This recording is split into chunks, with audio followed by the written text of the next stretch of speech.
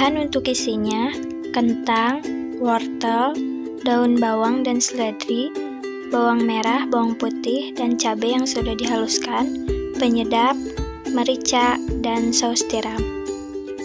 Setelah itu, siapkan minyak panas, masukkan bumbu yang sudah dihaluskan, tumis sampai harum ya. Setelah itu, masukkan daun bawang dan seledri, tumis lagi sampai harum. Setelah harum, masukkan wortel, tumis kembali hingga sedikit lunak saja. Setelah itu, masukkan kentang,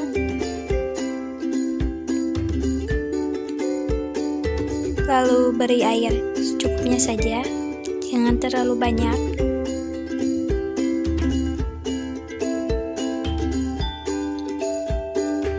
Setelah itu, masukkan penyedap, merica, dan saus tiram. Lalu masak sampai airnya menyusut ya. Lalu koreksi rasa. Masak sampai airnya menyusut ya.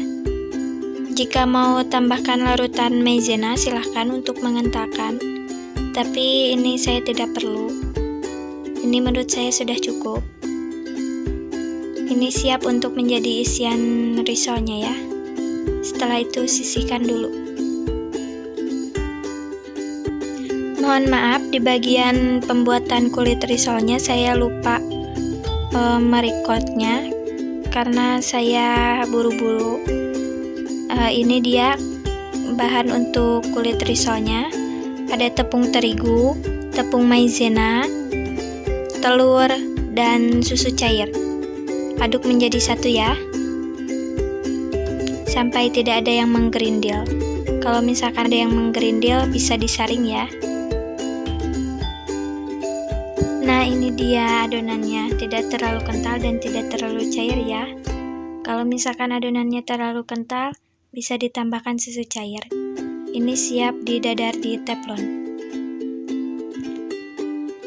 Oke, siapkan teflon yang sudah panas ya. Gunakan api kecil saja. Setelah itu, masukkan 1 centong adonan ke dalam teflon, lalu putar-putar.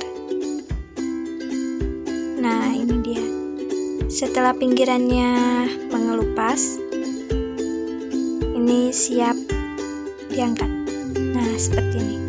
Lakukan adonan sampai habis ya.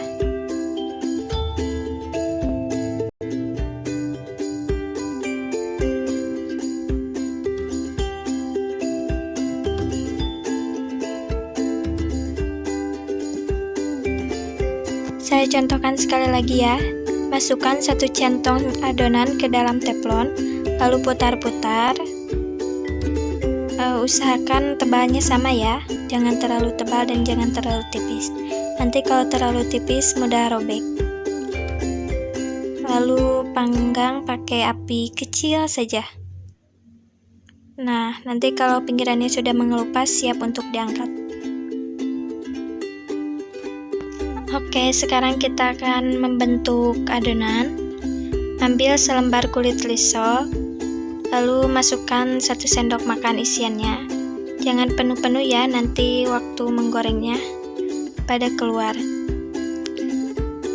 Lipat dari atas adonan, lalu lipat dari sisi-sisi adonannya, lalu gulung kembali. Awalnya emang ragu-ragu, tapi lama-kelamaan akan dikatakan mahir ya. Makanya pepatah mengatakan kita bisa karena terbiasa. Sekali lagi ya, ambil selembar kulit risol, masukkan 1 sendok makan isiannya, lalu gulung dari atas adonan, sisi-sisinya dilipat ya, lalu gulung kembali. Nah, lakukan sampai habis.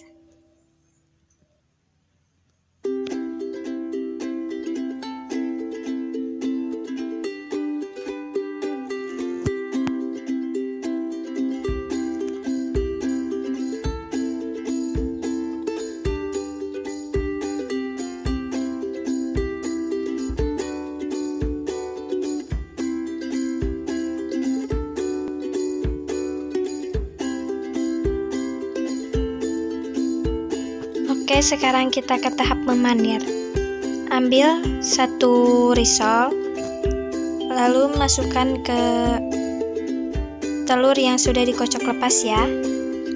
Ini telur dikocok lepas, lalu tambahkan sedikit garam. Lalu masukkan ke tepung panir atau tepung roti. Lalu tekan-tekan ya, biar sedikit menempel. Nah, simpan di dalam loyang.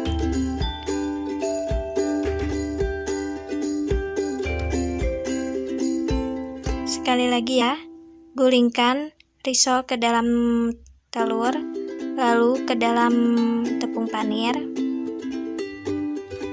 Tekan-tekan ya agar sedikit menempel.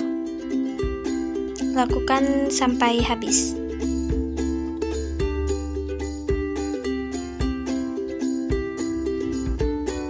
Nah, ini dia.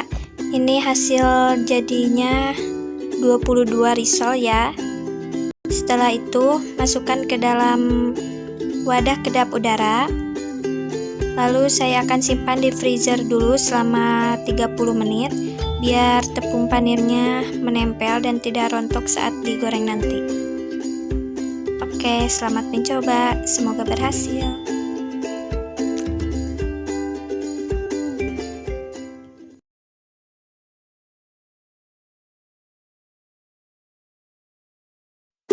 Goreng risol dengan api sedang cenderung kecil ya, dengan minyak panas. Kalau minyaknya belum panas, nanti rawan pecah kulitnya. Jadi minyaknya harus panas banget ya. Setelah itu masukkan risol dan baliknya hanya sekali saja. Ketika bawahnya sudah kecoklatan, baru bisa dibalik. Lalu kalau sudah kecoklatan, angkat saja. Ini dia hasilnya, kulitnya lembut, luarnya crispy, dan isiannya mantap banget deh. Jangan lupa dicoba ya.